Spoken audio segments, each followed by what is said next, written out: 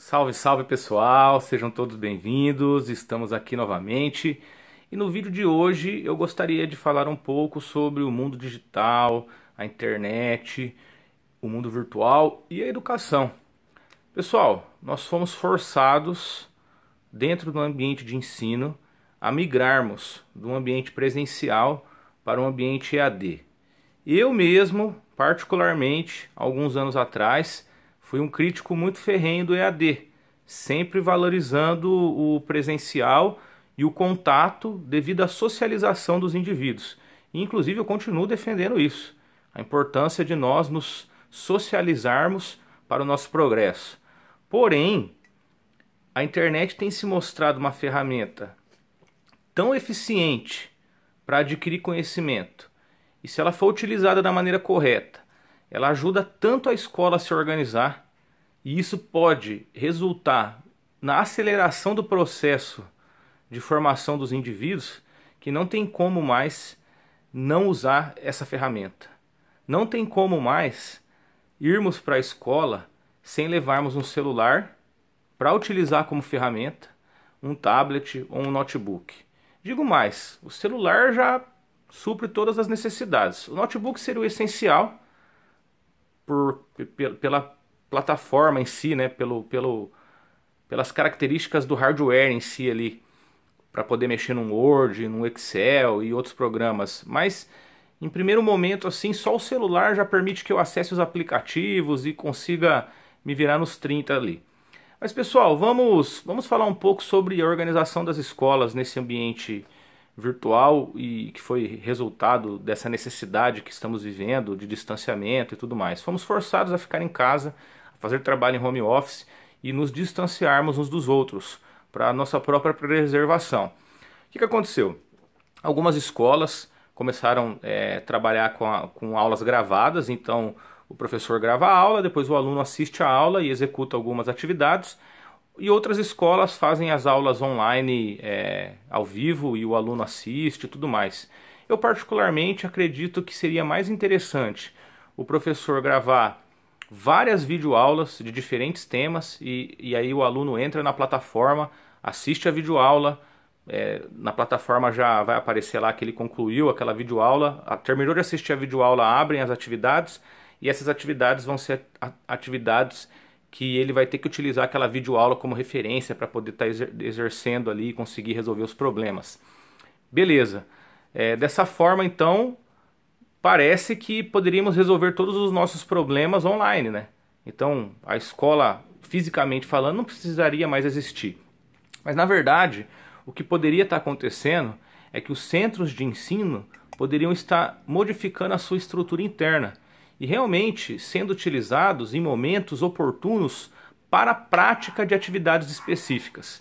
Então, por exemplo, toda essa parte de videoaula, toda essa parte de entrega de atividades, muitas coisas poderiam ser feitas tudo no ambiente virtual. O que não descarta a ideia de que em alguns momentos os alunos iriam lá para a escola para executar alguma atividade ou para alguma palestra mais importante, enfim. Muitos de vocês vão me contestar, vão falar, tá, Yuri, então o professor está perdendo a prática, está perdendo a sua função, perdendo a sua utilidade. Na verdade, eu vejo com outro olhar. Eu vejo com o olhar de que agora o professor realmente vai ser professor. Algo que me incomoda muito é o fato de que o professor se resume a um palestrante. Nós vamos para a escola todo dia para dar aula e a aula nada mais é do que uma palestra. Eu vou lá, passo um conhecimento. Esse conhecimento, eu já contestei isso, ele é o mesmo conhecimento, por exemplo, você aprende Império Romano da pré-escola ao terceiro colegial. É o mesmo conteúdo. O que acontece é que nós vamos nos aprofundando um pouco mais e conforme vamos amadurecendo, podemos compreender melhor as questões econômicas, políticas e sociais, mas o conteúdo é o mesmo. Então por que tanto tempo assim, em contato com esse mesmo conteúdo? O que falta muito nas escolas são atividades práticas.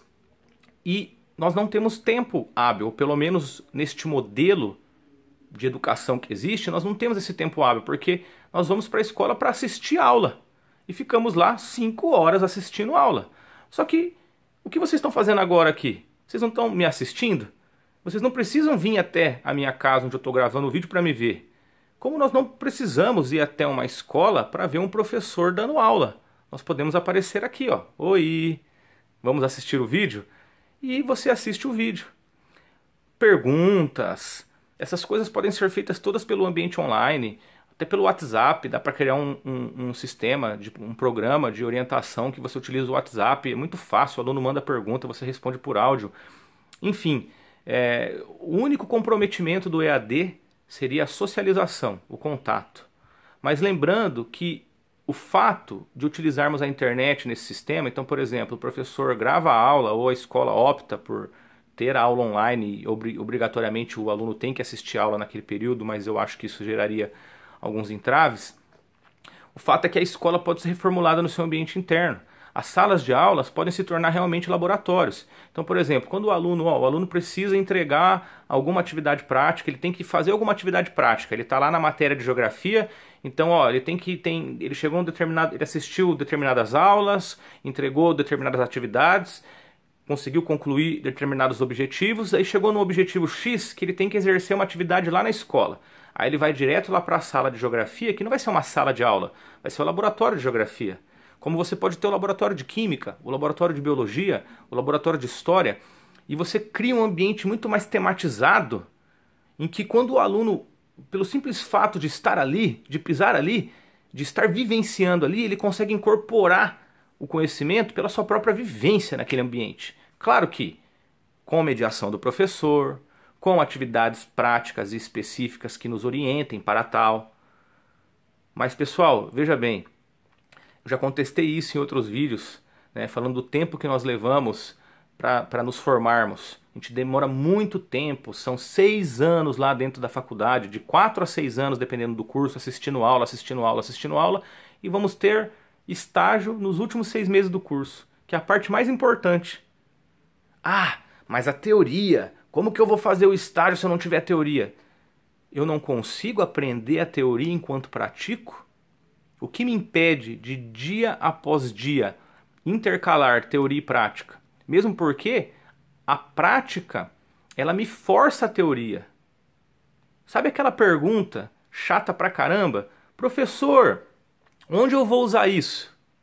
Eu tenho 33 anos de idade. Eu fiz essa pergunta, os alunos que eu atendo fazem essa pergunta para mim. Significa que os mesmos dramas que eu tinha em relação à educação, os alunos dessa geração estão tendo também. Que é o quê? Por que eu estou aprendendo isso? É óbvio, nós aprendemos para nos desenvolvermos como ser humano e executarmos bem nossas funções. Mas como não enxergamos na prática o porquê daquele conteúdo, o porquê daquele conhecimento, criamos essas indagações. Agora, se nós fizermos atividades práticas lá, dentro dos centros de ensino, essas perguntas não vão surgir, porque a própria atividade vai estar mostrando aonde você vai usar o conteúdo. A própria atividade. E nesse momento, nós temos essa capacidade agora de fazer com que as escolas se tornem realmente centros aonde o aluno vai lá executar algo, construir algo com suas próprias mãos. E toda essa metodologia que temos até os dias de hoje, de sala de aula, professor, aula, nós podemos transferir isso para o ambiente virtual. As aulas podem estar lá dentro das plataformas. O aluno entra, assiste a aula. Lembra que eu falei no comecinho do vídeo? O aluno, você pode criar um sistema, uma programação dentro do software que a empresa, que a escola X estiver utilizando. O aluno entra, assiste a videoaula, ele terminou de assistir, já aparece lá, ó, aula concluída, daí já abre as atividades. Na verdade, cada escola pode criar a metodologia que quiser. O importante é continuar trabalhando os conteúdos que são necessários para a formação dos indivíduos, né? Não esquecer, estamos em 2021, realmente temos um banco de dados de informação gigantesco e temos que usufruir disso. E é por isso tanto que eu falo tanto da internet. E podemos utilizar a internet, então, dessa forma, sabe? A aula já está ali online.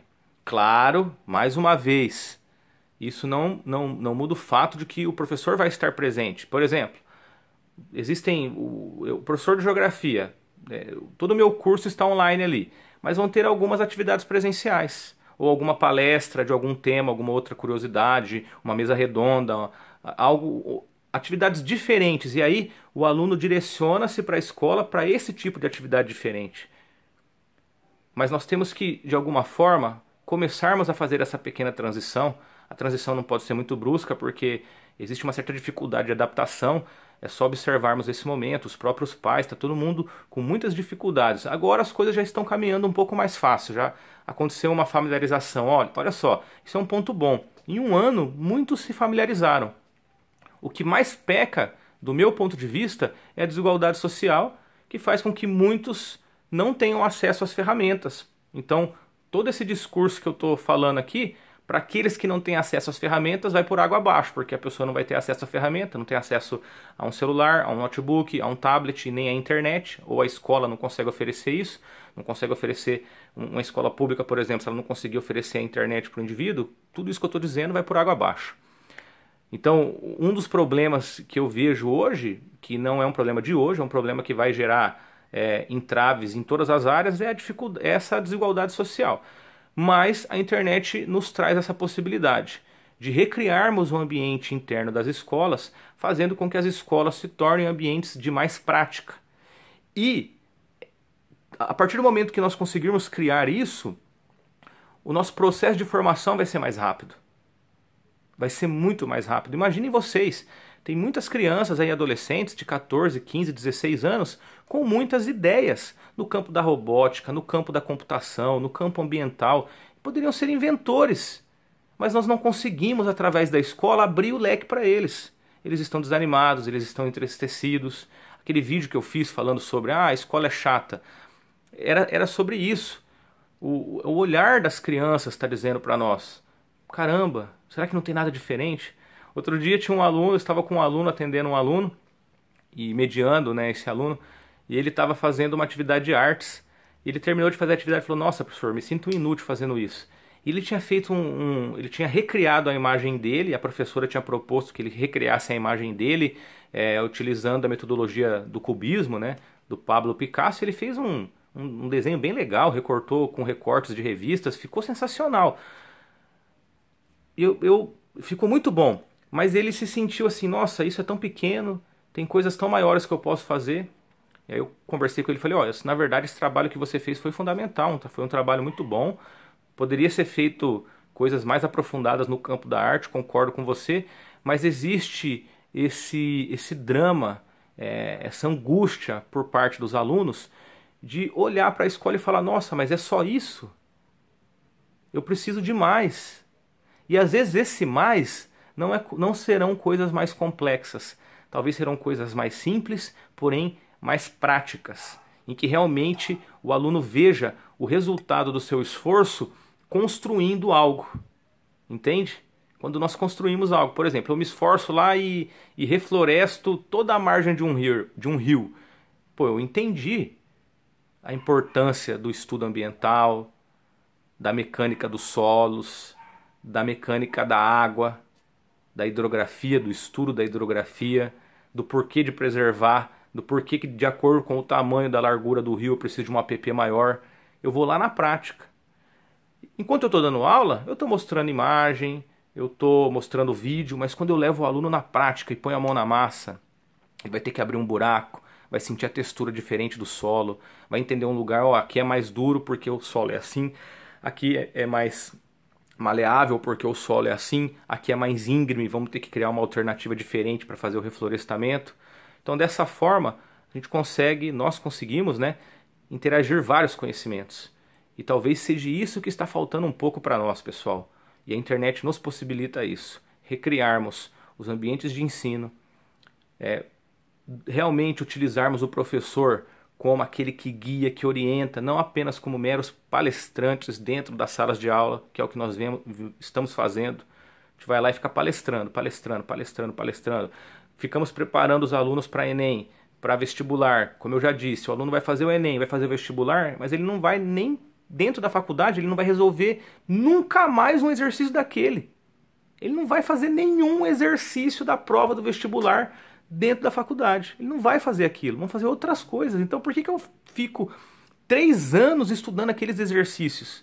eu preciso de outras coisas. Vale o pensamento, pessoal. Vamos refletir sobre isso.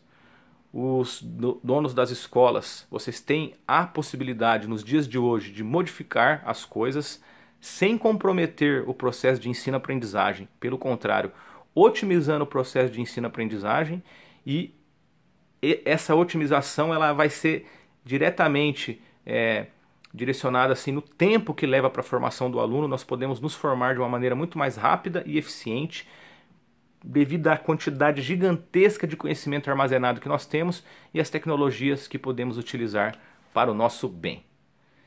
Essa é a ideia de hoje, convido a todos a essa reflexão. Pessoal, eu trago essas reflexões, essas críticas em relação à escola, mas eu amo a escola, eu trabalho com isso. O que eu mais gosto é de ver as pessoas se desenvolvendo, e às vezes eu percebo que poderíamos mudar algumas coisinhas. Mudanças muito bruscas também não são o ideal, mas poderíamos começar com pequenas mudanças e adaptações, e poderíamos otimizar o nosso processo. Beleza, pessoal? Muito obrigado a todos que assistiram o vídeo até o final. A participação de vocês é fundamental. Quem gostou do vídeo, dá um like, se inscreve no canal, deixe seus comentários, suas críticas, suas opiniões. Vamos dialogar, isso é muito importante. Muito obrigado a atenção de todos. E esse foi mais um vídeo da série Educando o Educar. Valeu!